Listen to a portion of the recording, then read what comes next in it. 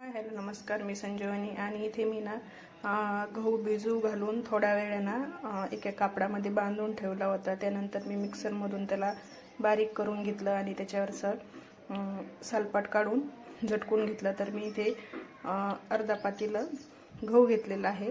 तर आपण आता तुपामध्ये त्याला परतून घेऊया। तर इथे आपलं कुकर गरम झालेलं आहे, त्यामध्ये मी 1 कप तूप टाकलेलं आहे। तर इथे मी गव्हाची भरड घालून घेत आहे आणि चांगली लालसर होऊस तर आपल्याला तुपामध्ये परतून घ्यायची आहे।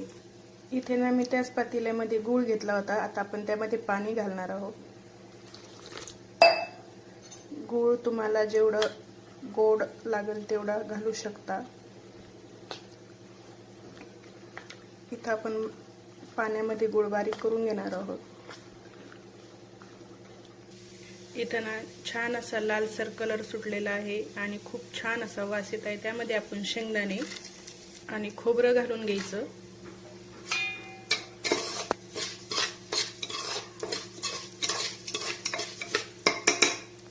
त्यानंतर आहे ना इथे गुळाचं पाणी घालून घ्यायचं। त्यामध्ये वरून थोडंसं पाणी घालून घ्यायचं आणि कुकरचं झाकण लावून 4 ते 5 शिट्ट्या होऊ द्यायच्या। आपली अशी छान अशी लापशी झालेली आहे।